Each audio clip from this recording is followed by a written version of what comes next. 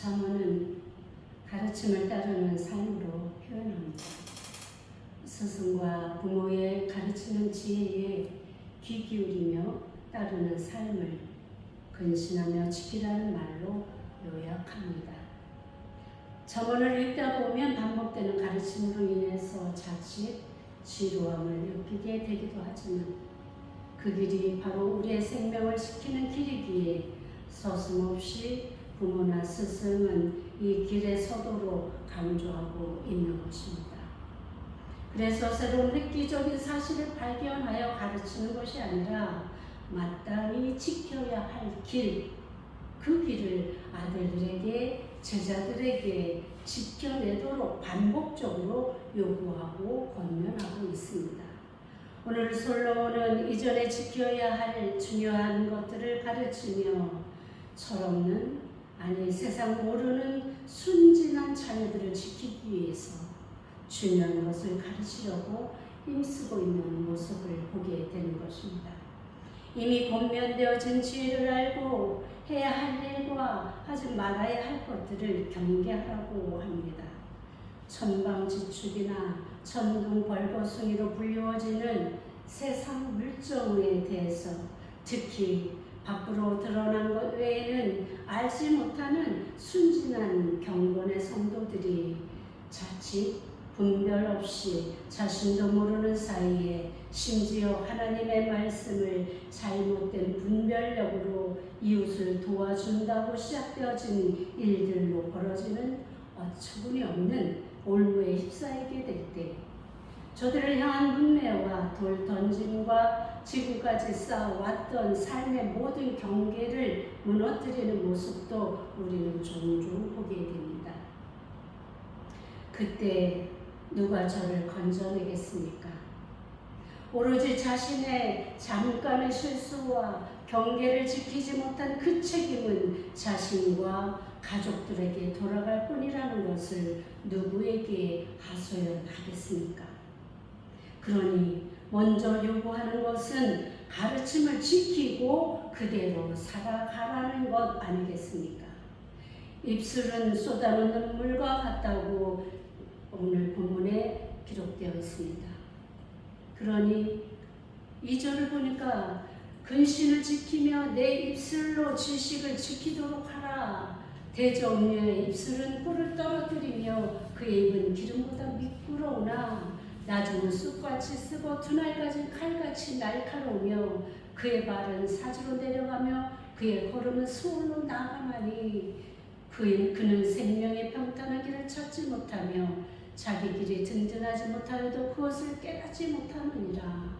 바로 어리석은 자, 미혹된 자, 음녀에게 빠진 자들에 대해서 이렇게 솔로몬은 기록하고 있습니다. 그러니 이 먼저 우리가 이 요구하는 것은 가르침을 지키고 살아가는 그 모습을 우리가 어떻게 하면 정말 그 입술에 그 미혹하는 음녀의 그 엄청난 그 결과, 그를 따라갔을 때 스올로 내려가는 그 결과에 대해서 오늘 경고하고 있는 것입니다. 입술을 통해 쏟아놓은 말은 그대로 실행해야 하는 것입니다. 함부로 말을 하다가 감당할 수 없는 어려움을 부담해야 합니다. 법정에서도 녹취된 말이 또 유서를 작성할 때에도 녹취록이 상당한 힘을 발휘한다고 합니다. 함부로 말하고 함부로 취소하는 사람, 입이 가벼운 사람은 존중받지 못합니다. 자신이 한 번 한 말은 끝까지 책임을 지고 그 책임을 지기 위해서 최선을 다하는 모습을 보일 때 그 사람은 존중받게 되고 인정받게 되어 있습니다.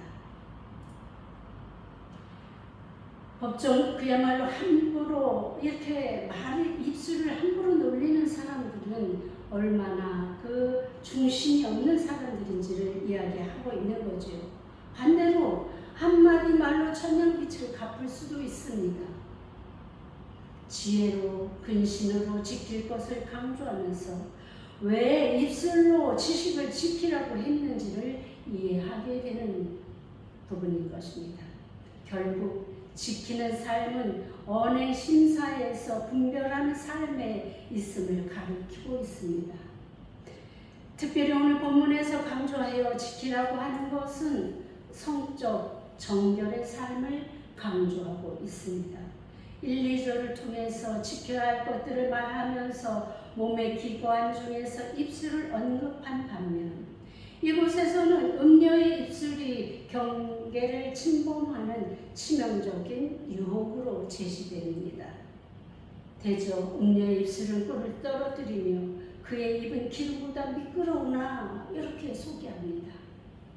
음녀의 입술은 꿀을 떨어뜨리는 것처럼 달콤하며 그의 입은 올리브 기름보다도 더 미끄러운 말로 유혹한다는 것입니다. 누구나 들으면 혹하고 미혹될 만큼의 위사 여구를 사용하고 상대방을 칭찬하기도 하고 그의 어려운 상황을 위로하는 척 하는 듣기도 좋고 하기도 좋은 말들로 경계를 무너뜨리기에 좋은 말들로 사람의 길을 간지럽히는 말들로 가득 차 있습니다. 그러니 마음을 지키지 못하고 방심하다가 여지없이 그 경계를 넘어서게 된다는 것을 이야기하고 있습니다. 그러니 마음을 지키지 못하고 방심하다가는 여지없이 경계를 넘어서게 된다는 것입니다.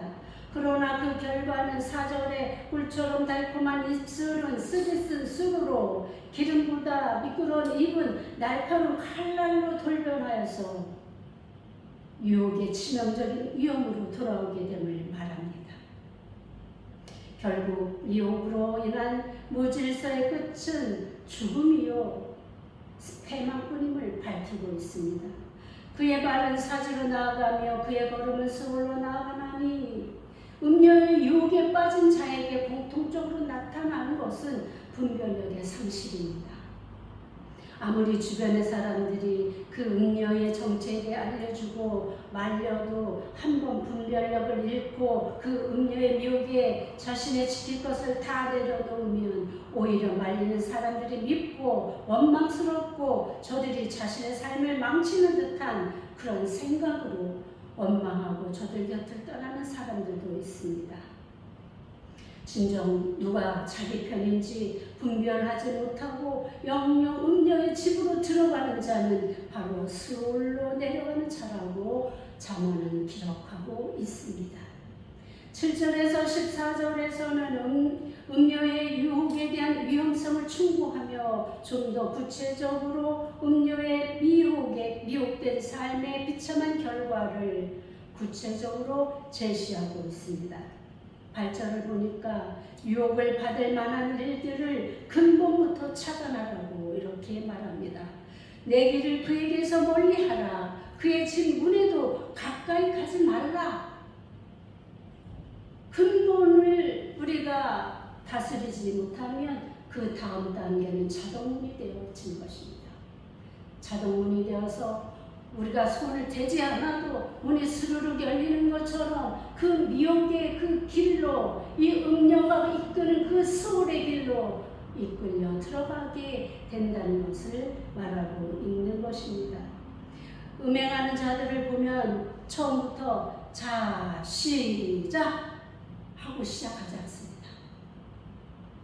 그들의 이야기를 들어보면 어쩌다 보니 그렇게 되었어요. 술 친구였어요. 그는 내 말을 잘 들어줬어요. 나를 많이 도와줬어요. 그 사람은 나를 많이 이해해줘요. 등등 여러 이유를 대고 있습니다. 그런데 공통적인 것은 어느 정도의 시간을 이들이 함께 했다는 것입니다. 첫 번 만나서 첫 번째로 이렇게 아무 시간도 없이 이렇게 되는 일은 있을 수가 없지요. 시간을 같이 하면서 그 사람과 함께 익숙해지고 그리고 나서 그 사람의 것을 쫓아가고 공유하고 삶이 공유되면서 점차 그 길로 빠져 들어가게 되는 것입니다. 시간이 지날수록 경계가 무너지고 서로를 알게 되고 이해하게 되면서 한 남편으로 한 아내로서의 정체성이 허물어지면 그때는 작은 일상에서 가정도 자녀도 잊어버리고 이웃의 아내를 탐하며 이웃의 남편을 탐하는 죄악의 들로 들어가게 된다는 것을 적나라하게 밝히고 있습니다. 그러니 유혹을 받을 만한 일들을 근본에서부터 차단하라는 것 아니겠습니까? 한국 법조문에서 강간죄가 사라진 후에 새롭게 등장하는 단어가 상간남, 상간녀입니다. 단어조차도 참으로 우스꽝스럽고 치욕스러운 단어라 생각됩니다. 그런데 이 단어가 어느새 우리 일상에서 자연스럽게 들려오는 단어가 되었다는 것입니다. 교회 안에서 성도들 간에 심지어 대형교회 담임자와 성도 간에 이런저런 말과 모습이 유튜브를 통해서 보여주는 지금 이 사회가 정상입니까? 사회 지도층이 정계의 지도자들이 이런 문제로 그동안 죽기 살기로 쌓아온 명예와 공직과 가정이 무너지고 패가 망신하는 것을 우리는 너무나 여러 번 보아왔습니다. 솔로몬은 오랜 세월 살아본 자신과 타인의 삶에서 터득한 현장의 실태를 지금 고발하고 있는 것입니다. 그러면서 시작하는 말은 두렵건대 바로 이 솔로몬이 자신의 자녀들과 자신의 후손들이 분별 없이 이런 모습으로 살아간 후에 얻어지는 이 결말을 또 얻게 될까봐 두려운 마음으로 이러한 권면을 하고 있다는 것을 기억하시기 바랍니다. 아니 무슨 성경에 저런 말을 다 쓰지? 아니 너무 적나라한 거 아니야? 아니 그거는 우리가 알아서 할 일이지. 이렇게 생각할 수도 있다는 말이에요. 그러나 솔로몬이 살아보니까 이것이야말로 반드시 가르쳐야 할 생활의 지혜요 하나님 경외의 삶이라는 것을 터득하는 거예요. 솔로몬 누구입니까? 자신이 그러한 삶을 살아왔던 사람 아니었습니까? 세상의 모든 왕궁의 공주들을 자기 아내로 삼다시피 1000명이 넘는 그 처첩을 거느리면서 살아왔던 사람이 바로 솔로몬 아닙니까? 그런 그가 살아보니까 결론이 이것이야말로 하지 말아야 될 것이라는 결론에 도달하게 되었고 그것을 자신의 자손들에게 교육함으로 이 자손들이 자신이 후회했던 솔로몬이 후회했던 그 후회의 삶을 다시 반복하지 않게 하기 위해서 이 말을 권면하고 강조하고 그리고 요구하고 있는 것입니다. 두렵건대 존영을 잃고 생명이 단축된다고 9절에 말씀합니다. 두렵건대 내 존영이 남에게 잃어버리게 되며 내 소원이 잔인한 자에게 빼앗기게 될까 하노라. 음행이 일어날 때는 당사자와 음녀만으로 끝나지 않는다는 것입니다. 두 사람과 연관된 주변의 사람들로 인해서 그들이 수치를 당하게 될 것이고 주변의 사람들로 인해 보복을 당하거나 목숨까지도 빼앗길 수 있음을 두려워해야 한다고 이야기합니다.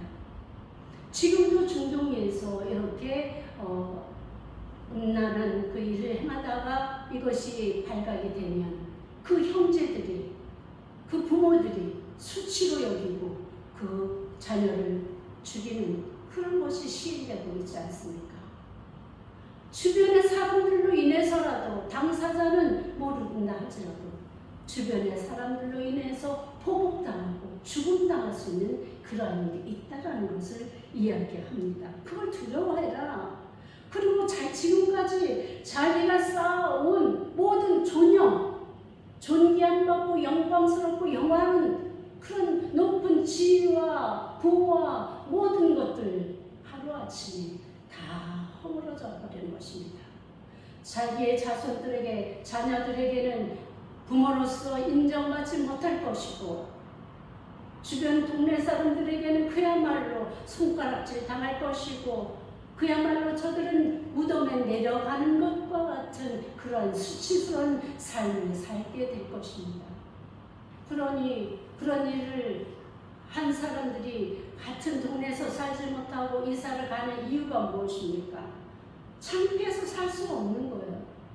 저 집은, 저 여자는, 저 남자는 이렇게 시작되는 손가락질과 그들의 그 모욕 어떻게 감당하겠습니까? 그러니 솔로몬이 자녀들에게 존영을 잃어버릴까 두렵건대 너희들은 절대로 그렇게 하지 말라 이렇게 강조하고 있는 것입니다. 두 번째로 두려웠건대 두려워할 것은 재물의 손해를 크게 본다는 것입니다. 최근 모 재벌가에서 이러한 일이 일어났지요. 그런데 이 결과를 국민들은 오히려 잘 됐다고 보는 시선들이 많습니다. 다 빼앗기고 어려움을 당하는 것을 옳다고 보고 있는 것은 가정을 지키지 않고 떠난 자에 대한 많은 국민들의 심판이기도 합니다. 또한 음녀와 관련된 자에게 빼앗기든지 그것을 빌미로 해서 그 사건을 알므로 인해서 협박하고 갈취하는 일들이 얼마나 많습니까? 그래서 자신이 모아놓은 그 물질상의 손해를 입게 된다고 이야기하고 있는 것입니다.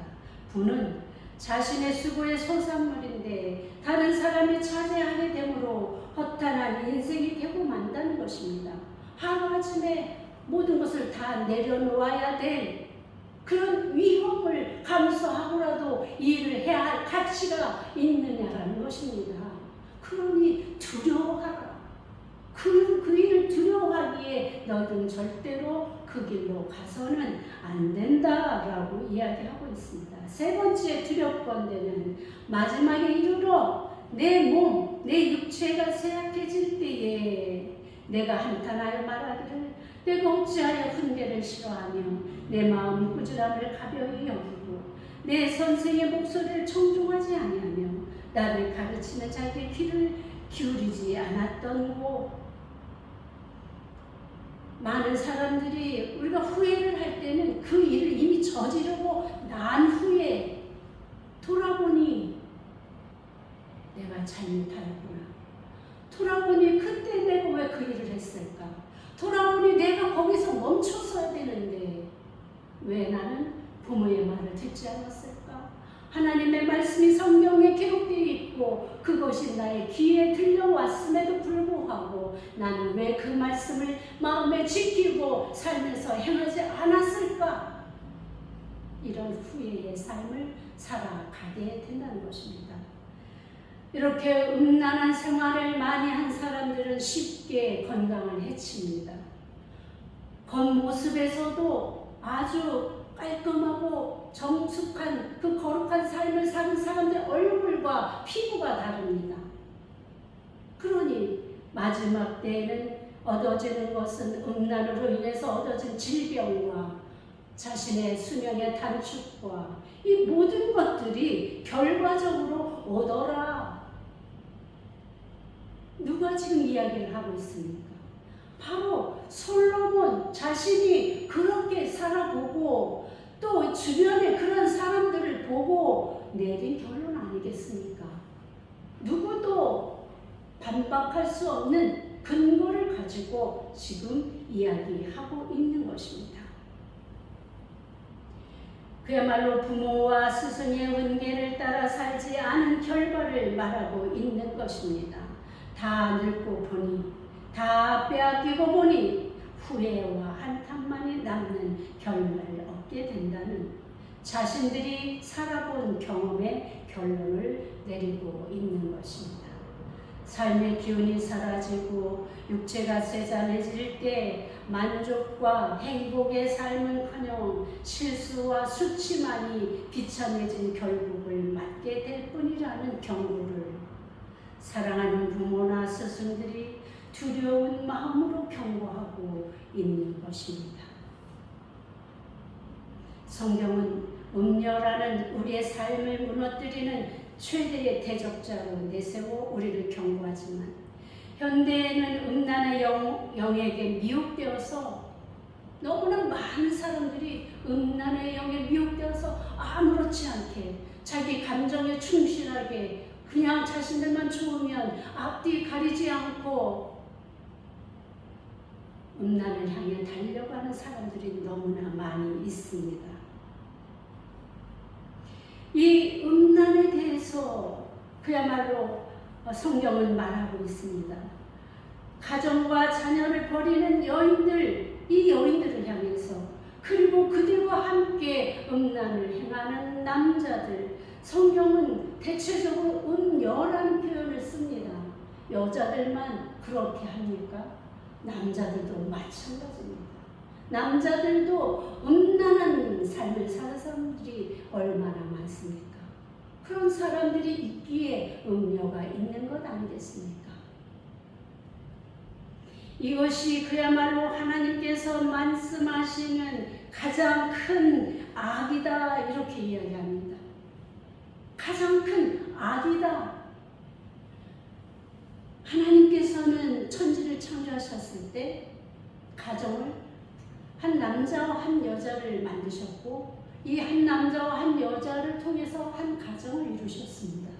그리고 이 가정을 통해서 하나님의 계획을 펼치고자 하셨습니다. 가장 아름다운 가정, 하나님과 교통하면서 하나님의 말씀대로 순종하는, 그래서 하나님은 아버지가 되어서 이들의 모든 필요한 것들을 공급해 주시고 지켜주시고 보호해 주시는 하나님 아버지로서 살기를 원하셨습니다.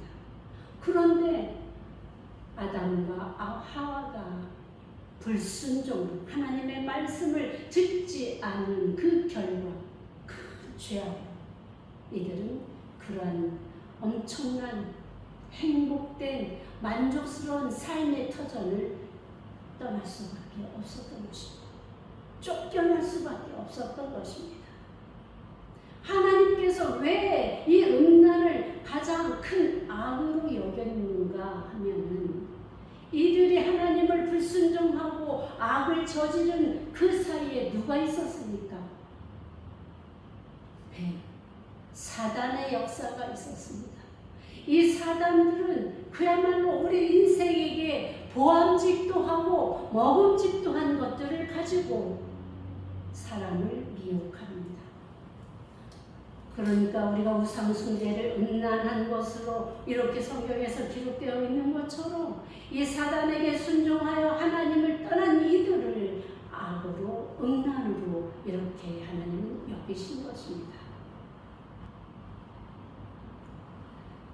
이 나쁜 여자, 나쁜 남자가 서로 마음을 지키지 못하고 부모와 스승의 훈계를 떠나는 자들이 많은, 남자와 여자의 성의 문제가 아니라 누구든지 하나님의 지혜를 떠나 살게 될 때 맞는 인생의 결국이라는 결론인 것입니다. 이것은 그야말로 15절부터는 성적 정결에 관련해서 이 땅에서 사는 동안 그러기에 이 성적인 정결은 무엇보다도 중요한 것입니다. 가정을 지키고 부부를 지키고 결국은 그들이 하나님 앞에서 온전하게 살아가는 그 길이기에 이 가정의 순결은 무엇보다 강조되고 있는 것입니다. 우리가 결혼할 때 무엇을 합니까? 서약을 하죠. 성혼 서약을 하는데 그 서약 아래 우리는 각자의 상대에게 성실함과 신실함으로 책임과 의무를 다해야 합니다. 15절에서 20절에 이르는 은유적이고 상징적인 해석을 떠나서 문자 그대로 이것은 창조의 원리로 돌아가야 합니다. 태초에 아담과 하와가 가정을 이루며 돕는 배필로 창조되었을 때 크게 기뻐하고 한 몸이 되었고 그 이후에 인류의 역사는 성에서 떠날 수 없게 되었습니다. 성을 통해서 하나님께서 부부간의 연합함을 서로 기쁨을 나누게 하셨고, 그것을 통해서 서로에게 정말로 어렵고 감정적인 문제들이 풀리는 역사가 있었고, 이렇게 우리가 상상도 못했던 그 방법을 통해서 하나님은 부부 관계를 유지시켜 주셨던 것입니다. 그러니 이것을 어찌 사람이 나눌 수 있겠습니까? 이것을 어찌 사람이 다른 사람과 함께 나눌 수 있겠습니까? 하나님이 정해주신 한 남자와 한 여자의 사이에서만 가능한 일인 것. 그것이 바로 정결한 삶이고 거룩한 삶이라고 이렇게 이야기하고 있는 것입니다. 주신 짝에 대한 신실함은 내 이웃의 것을 탐내지 말라는 그 계명의 말씀, 내 이웃의 아내나 여종이나 남종이나 심지어 짐승까지도 탐내지 말라는 하나님의 그 계명 아래에 있는 것 아니겠습니까? 내 이웃의 것을 탐내지 말라는 이 금율, 금하여진 율법, 이것이 불순종으로 행해지면서 그 아름다움, 그 정결함은 탐심과 치정과 부끄러운 사건과 사고로 가장 원초적인 행복이 깨어지는 그런 비참함에 빠지게 되는 것입니다. 아내가 음욕으로 죄를 범하지 않도록 남편은 아내만을 사랑하고 아내를 만족시키고 그렇게 살라고 이야기합니다. 주변에 미혹하는 음녀의 입술을 남편은 탐하지 말고 늙어서 변한 아내마저 암사슴 같고 아름다운 암노루 같이 그녀의 품을 만족하며 더욱 사랑하라고 말하고 있는 것입니다. 결혼관계의 거룩함을 지키라고 충고합니다. 특히 젊어서 취한 아내 주광지초와의 순전한 사랑을 강조합니다. 살다가 보니 마음이 틀려지고 미워지고 상황이 바뀌고 그래서 이 주광지초보다 더 젊고 자기 마음에 드는 사람들을 쫓아가라고 절대로 하지 않았습니다. 그것을 하지 말라. 누가 이야기합니까? 그렇게 해본 솔로몬이 이야기하는 거예요. 결혼관계의 거룩함을 지키라고 충고합니다. 그 길이 바로 지혜의 삶이며 하나님 경외의 삶입니다. 음녀와의 무분별한 성적 탐닉을 경고하는 것입니다. 모든 길이 21절에 보니까 모든 길이 하나님 눈앞에 있다고 강조하고 있습니다. 잠언의 경구들은 대부분 일반적인 교훈을 담고 있습니다. 그럼에도 잠언이 경전에 포함되어 있는 이유는 자연이치와 인간 윤리를 포함한 창조주 하나님 신앙에 근거하기 때문입니다. 대저 사람의 길은 여호와의 눈앞에 있나니. 우리 모든 인생사가 하나님 눈앞에 있습니다. 그러니 우리 하나님께서 다 보고 계신 이 땅에서 우리가 무엇을 숨기고 살 수 있겠습니까? 결국은 다 드러날 것이요 모두가 계산되어질 일들 아니겠습니까? 우리끼리만 알고 있자. 이게 가능한 일입니까? 하나님 눈앞에서 모든 것이 다 보여지고 있는데 우리끼리가 되겠습니까? 우리끼리 말하고 우리끼리 좋아한다고 감정을 나누고 우리끼리 행해지는 그 음란함을 하나님이 보고 계신다는 것을 기억하시기 바랍니다. 우리의 생각대로가 아니라 우리는 주님의 뜻대로 살아가기를 기뻐하는 것이 당연한 일 아니겠습니까? 우리가 주목할 것은 20절에서 내 아들아 어찌하여 음료를 연모하겠으며 어찌하여 이방 계집의 가슴을 안겠느냐 하시며 바로 이어서 사람의 길이 여호와의 눈앞에 있다고 하며 여호와의 눈이 부각되고 있습니다. 우리가 행하는 모든 일을 보고 계시는 여호와 앞에서 우리는 어떻게 살아야 하겠습니까? 내가 아무리 숨기려 하여도 감추어지지 않는 그 범죄를 어떻게 하나님께서 보고 계신데 행할 수 있겠습니까?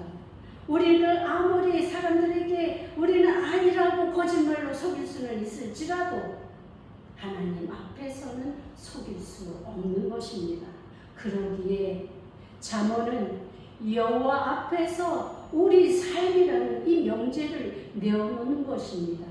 잠언이 반복되어지는 우리 일상의 삶에서 되어지는 일들을 계속 강조하고 있어서 때로는 읽다가 많은 분들도 계실 것입니다. 그러나 여러분, 그만큼 이것이 우리 삶에서 중요하다는 것입니다. 잠언의 그 결국은 내가 이렇게 살아봤더니 이렇더라. 그러니 너희들은 이렇게 살아서는 안 된다. 너희들의 살 길은 오직 하나님 말씀대로 사는 것이다. 이런 것 아니겠습니까? 현재의 삶에 만족하십니까? 아마도 많은 사람들이 만족하지 못하고 부족한 건 많고 불평스러운 건 많은 채로 살아갈 것입니다. 그러나 잠언은 우리에게 주어진 것에 만족하며 더 나아가 감사의 삶을 요구합니다. 나에게 이르시되 내 은혜가 내게 족하도다. 이는 내 능력이 약한 데서 온전하여 짐이라 하신지라. 그러므로 도리어 크게 기뻐함으로 나의 여러 약한 것들에 대하여 자랑하리니 이는 그리스도의 능력이 내게 머물게 하려 함이라. 그러므로 내가 그리스도를 위하여 약한 것들과 능력과 궁핍과 박해와 권고를 기뻐하노니 이는 내가 약한 그때에 강함이라. 바울 사도가 고린도후서에 기록된 말씀 아니겠습니까? 그렇습니다, 여러분. 우리가 다 만족하고 살 수 있을 그런 풍족한 그런 삶이 오면 여러분들 거기서 행복하고 정말 만족감 느끼면서 그대로 살아갈 것 같지만 사람은 그렇지 않다는 거예요. 그 많은 풍요 속에서도 뭔가 갈급을 느끼고 부족함을 느끼고 그리고 그 새로운 것을 찾아서 또 다른 길로 나아가게 되어 있다는 것입니다. 그때는 그 길이 바로 불법의 길이요, 그들이 행하는 것이 죄악의 길이요, 남몰래 숨어서 하는, 그야말로 호텔방에서 숨어서 하고 그늘에서 숨어서 하고 나무 아래서 숨어서 하는 그런 일들이 아니겠습니까? 그러니 바울이 오히려 내게 부족함이 오히려 내게 기쁨이다, 만족이다 이렇게 고백하고 있는 것 아니겠습니까? 왜 그렇습니까? 나의 연약함, 나의 부족함을 통해서 하나님을 찾게 되고 하나님 앞에 있기를 원하고 하나님 말씀을 더욱 지키려고 애쓰는 그것이 바로 나의 삶의 능력이 되어서 참 만족을 주시는 하나님의 은혜임을 고백하는 것 아니겠습니까? 성령 충만한 자는 불만족이 없습니다. 여러분들도 경험해 보셨습니까? 우리가 성령 충만한 상태에 있을 때 무엇이 부족하게 느껴집니까? 비가 와도 감사하고 해가 떠도 감사하고 나갈 일이 있어도 감사하고 집에 있을 일도 감사하고 먹을 것이 이것밖에 없어도 감사하고 그것이 바로 성령 충만한 삶입니다. 이 삶으로 나아가는 것입니다. 바로 솔로몬이 지금 이야기하고 있는 이 정결한 삶은 이렇게 거룩한 삶으로 만족감을 누리며 사는 길로 나아가게 해준다고 이야기하고 있습니다. 참 어쩌다 보면 어떤 사람들은 자기 아내를 많은 사람들 앞에서 막 험담을 하는 사람이 있습니다. 저 여자는요 이것도 안 하고요 저것도 안 하고 이것도 하고 저것도 해요. 어떤 여자는 자기 남편을 흉을 봅니다. 저 남자는요 이렇게 하고요 이렇게 하고요. 결국은 누구 얼굴에 침 뱉는 것입니까? 자신의 얼굴에 침 뱉는 것입니다. 우리가 어차피 그리스도인으로서 우리가 하나님 앞에서 서약하며 결혼한 사이라면 그들이 그렇게 되지 않도록 우리가 서로를 위해서 서로를 바라보고 서로의 만족을 위해서 노력하고 헌신하는 그 인내가 있어야 합니다. 그래야 가능합니다. 이 세상에 완벽한 사람이 어디 있겠습니까? 살다 보면 이것도 나오고 저것도 나옵니다. 그렇다 해서 우리가 그걸 불평하고 불만하고 그와 헤어진다면 우리 인생이 어찌 되겠습니까? 제가 아는 어떤 부부가 있습니다. 젊을 때부터 계속 이혼하겠다 반복적으로 말해왔습니다. 우리의 눈에도 매일 이혼할 것 같이 보였습니다. 싸우고 또 싸우고 이 일이 반복되었는데 이렇게 사는 세월이 50년이 넘어가니까 그래도 그들은 이혼하지 않았습니다. 이유가 어찌 되었는지 우리는 잘 알지 못하지만 아마도 서로 간에 이혼하지 못하는 이유가 있었겠죠. 처음에 결혼하려고 했던 그 마음, 그 사랑이 아마도 저들에게 근간이 되었지 않았을까요? 그들은 결국에 50년을 살아보니 이제 나는 행복하다 이런 고백을 하더라고요. 그렇습니다, 여러분. 살아보고 나서 나온 결론이 진짜입니다. 과정은 누구나 울퉁불퉁할 수 있습니다. 구부러질 수 있습니다. 그러나 그렇게 다 살아보고 나니 만족감, 행복감을 느끼게 되었다. 나는 지금 행복하다.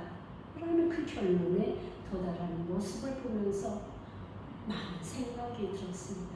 오늘 솔로몬이 제시한 다 살고 보니 후회할 것밖에 없더라. 내 몸에 병든 것밖에 없더라.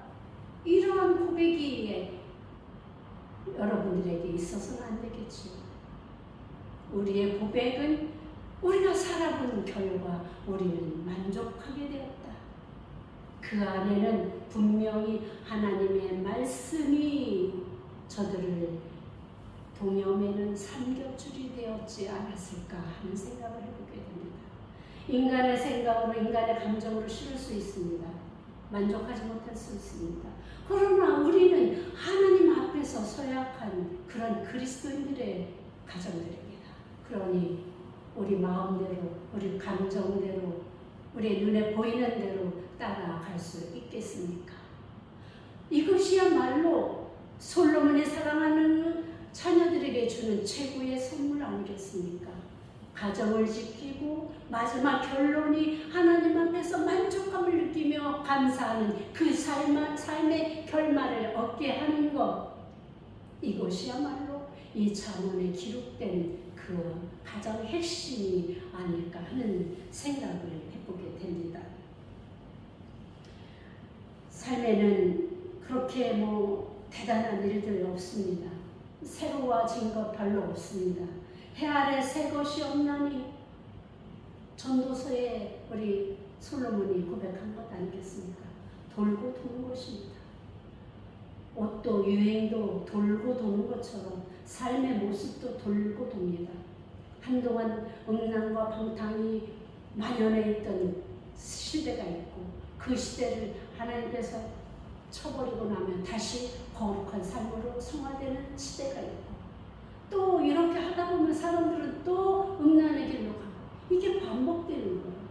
그러나 우리는 하나님의 자녀들은 하나님의 말씀을 지혜로 여기는 자들은 이때나 저때나 분별이시 하나님 말씀 안에서 부부의 정결, 가정의 순결, 자녀들도 마찬가지로 그것이 전승되어져서 자자손손이 거룩한 가정으로 축복받는 가정으로 살아가게 되기를 바라는 그 솔로몬의 마음이 그대로 있는 것입니다. 악인의 결과는 어떻게 됩니까? 악인은 자기 악에 걸리며 그 죄의 줄에 매이나니 그는 훈계를 받지 아니함으로 말미암아 죽겠고 심히 미련함으로 말미암아 혼미하게 되느니라. 악인은 여기에서 악인을 어떤 사람이라고 규정하는가 하면 훈계를 받지 않는 사람이 악인이다 이렇게 내리는 거예요. 부모의 훈계나 성경 말씀의 훈계나 스승의 훈계를 따라서 그것을 잘 마음에 새기고 지키는 자는 그야말로 의인으로서 거룩한 삶을 살게 되겠지만 그런 훈계를 듣지도 않고 아예 따르지도 않고 그렇게 사는 자들 그들은 악인으로서 악인이 맺게 되는 그 결말로 들어갈 수밖에 없음을 이야기하고 있습니다. 그들은 심히 미련하다고 이야기합니다. 부모의 말에 순종하지 않는 자들, 하나님 말씀에 순종하지 않는 자들, 미련한 자들입니다. 어리석은 자들입니다. 그들은 마음이 완악하고 강팍한 자들입니다. 그래서 자신의 생각을 고집하며 자신이 좋아하는 것을 쫓아 이후의 삶이 어찌되든 다 살아본 사람들의 경험을 가지고 이야기하는데도 불구하고 그것은 아예 아랑곳하지 않고 지금 눈앞의 것을 보면서 하나님이 위해서 다 보고 계신 그 결말을 두려워하지 않은 채 달려가고 있는 사람들, 이런 어리석은 자녀들이 되지 말기를 바라는 마음 아니겠습니까? 그렇습니다, 여러분. 사랑하는 성도 여러분, 오늘 우리가 주신 이 말씀은 참으로 간단해서 이렇게 설명하기가 구체적으로 하기가 어려운 부분이 있습니다. 그러나 결말은 그렇습니다. 가정의 순결을 지켜라. 부부의 순결을 지키고 그것이 바로 하나님 말씀을 따르는 길이고 음녀에게서 멀어지는 길이고 그러므로 인해서 복된 삶을 살아갈 수 있다라는 결론을 도출해내고 있습니다. 이런 삶으로 나아가게 되시기를 우리 예수님의 이름으로 축복하며 원합니다. 기도하십시오. 하나님 아버지, 그렇습니다. 우리는 미련하고 어리석어서 우리는 완악하고 강박하여서 우리의 생각대로 살아갈 때가 많이 있었음을 고백합니다. 하나님, 그러나 나이가 들면서 살아가면서 깨달아지는 것이 내가 왜 그때 그랬을까? 내가 그때 그 일만 안 했으면, 그 말만 안 했으면 이러한 후회가 우리 앞에 있습니다. 하나님, 이제 이후로는 그런 후회하는 삶이 아니라 우리 자녀들도 그런 후회하는 삶이 아니라 부모의 말 또한 성경에서 가르치는 하나님의 말씀을 좇아 거룩한 삶으로 복된 인생을 살아갈 수 있도록 도와주시옵소서. 예수님의 이름으로 기도하였습니다.